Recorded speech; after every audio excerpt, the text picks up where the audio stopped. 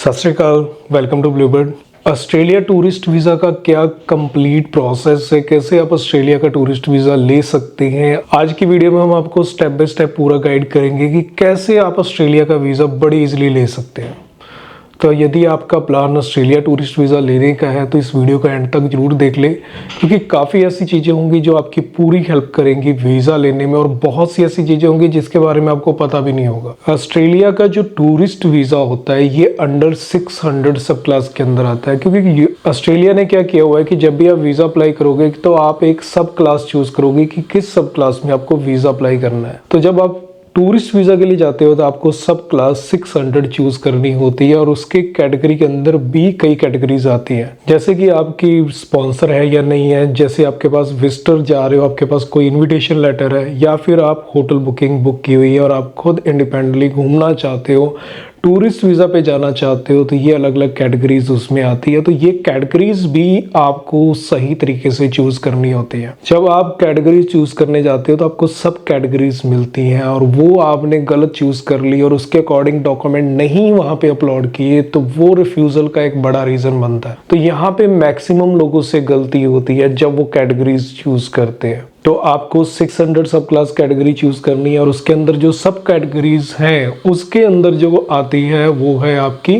600 सब क्लास जो है उसके अंदर आपकी जो सब कैटेगरीज आती हैं उसके अंदर आपको टूरिस्ट कैटेगरी जो है वो चूज़ करनी होती है यदि आप टूरिस्ट वीज़ा पे जा रहे हैं।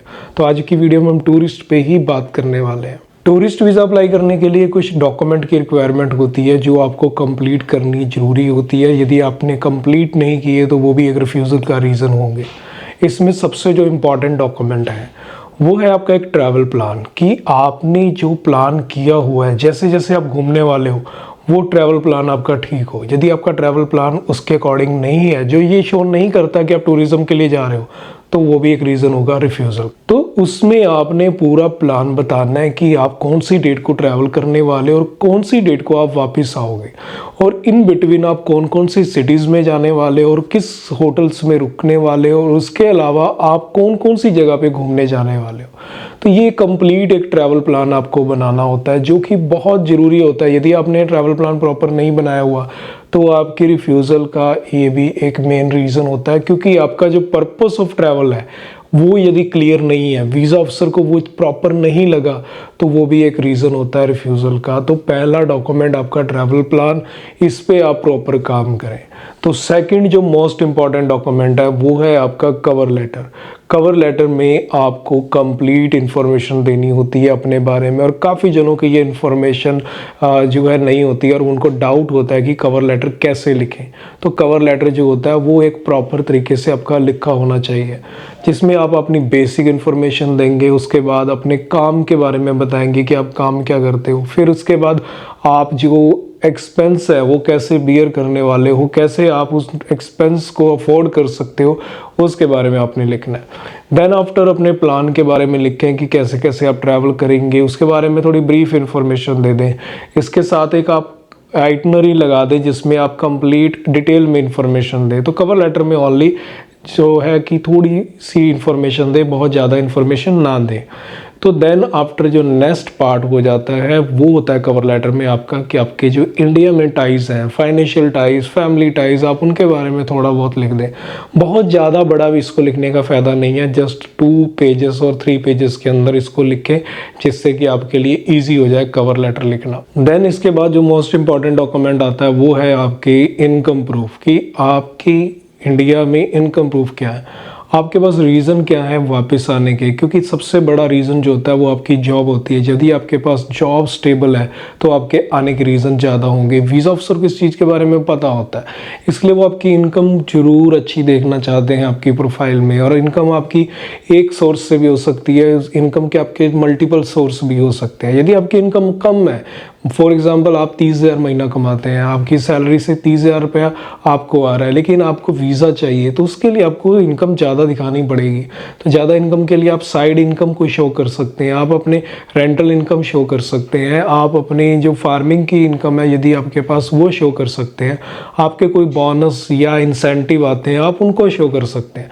तो इस तरीके से आपकी एक प्रॉपर इनकम जो है वो बन जाती है। तो यदि आपके पास ये इनकम प्रॉपर होती है तो उससे आपके लिए ईजी हो जाता है वीज़ा अप्लाई करना।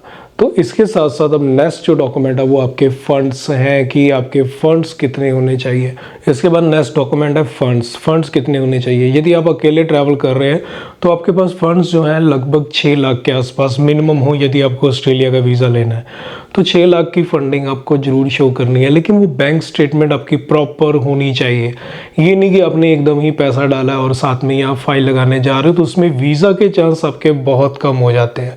तो इसके लिए बहुत ज़्यादा ज़रूरी है कि आप अपनी जो स्टेटमेंट है उसको पूरा ऑर्गेनाइज करें, जिससे कि आपके वीज़ा के चांस जो हैं और ज़्यादा बढ़ जाए और आपके लिए वीज़ा लेना इजी हो जाए।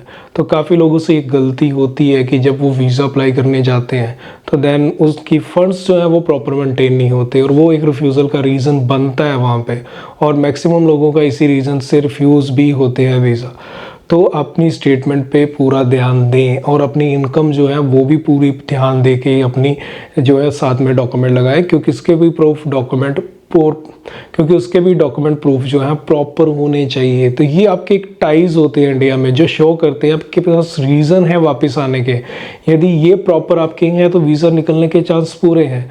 तो ये है डॉक्यूमेंट रिक्वायरमेंट। अब प्रोसेस क्या रहता है, प्रोसेस में जो कंप्लीट है वो पहला प्रोसेस आपने इन डॉक्यूमेंट को प्रिपेयर करना है। देन आफ्टर आपको ऑनलाइन जो इमिग्रेशन की वेबसाइट है वहाँ पे जाना है और वहाँ पे अपने अकाउंट क्रिएट करना है। जब आप वहाँ पे अकाउंट क्रिएट कर लेते हैं देन आपके लिए ईजी हो जाता है, क्योंकि अकाउंट क्रिएट करने से क्या होगा कि वहाँ पे आप जाके ही फाइल अपनी अपलोड कर सकते हैं, क्योंकि इसका टोटल ही ऑनलाइन प्रोसेस है, ऑफलाइन प्रोसेस कोई नहीं है। ना ही आपको VFS जाना है, ना ही आपको एम्बेसी में जाना है।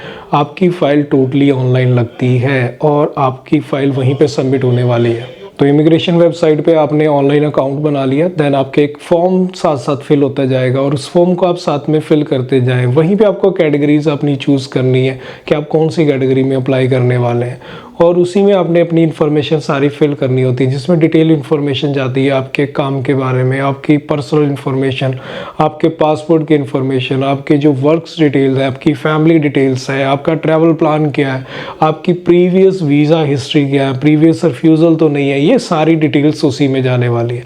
तो कंप्लीट जो इन्फॉर्मेशन है आपकी इसमें जाएगी और लास्ट में आपको डॉक्यूमेंट अपलोड करने का ऑप्शन मिलेगा। जो आपने फॉर्म फिल किया उसी के अकॉर्डिंग चेकलिस्ट क्रिएट होती है। यदि गलती से आपने किसी येस को नो कर दिया तो आपके डॉक्यूमेंट जो हैं वो एक्स्ट्रा भी मांगे जा सकते हैं और कम भी मांगे जा सकते हैं, डिपेंड करता है कि आपने चूज़ कैसे एप्लीकेशन फॉर्म किया हुआ है। तो ये सारी कंप्लीट इन्फॉर्मेशन होती है जो आपको फिल करनी होती है। तो यदि आपकी फ़ाइल रेडी है तो आप अप्लाई कर सकते हैं, और यदि आपकी फ़ाइल रेडी नहीं है और आप कंफ्यूज है अपनी एप्लीकेशन के बारे में तो आप हमारी टीम से अपनी फ़ाइल की असेसमेंट करवा सकते हैं। और यदि आपके डॉक्यूमेंट कंप्लीट नहीं है तो आप हमारी तरफ से एक ब्लूप्रिंट रेडी करवा सकते हैं अपनी फ़ाइल के लिए, जो कि प्रॉपर एक ब्लूप्रिंट होगा जिसमें आपकी फ़ाइल तैयार होने में हो सकता है कि 2 से 3 महीने भी लगें, लेकिन प्रॉपर फाइल रेडी होगी जिससे कि आपकी वीज़ा के चांसेस जो हैं वो बहुत ज़्यादा बढ़ जाते हैं। तो हमने एक ब्लूप्रिंट रेडी किया हुआ है ऑस्ट्रेलिया के अकॉर्डिंग, तो वो उसके अकॉर्डिंग आप फाइल रेडी करते हैं तो आप अपना वीज़ा ईजिली ले सकते हैं और चांस आपके इंक्रीज़ होते ही होते हैं उसमें। तो ये कंप्लीट प्रोसेस है ऑस्ट्रेलिया टूरिस्ट वीज़ा का।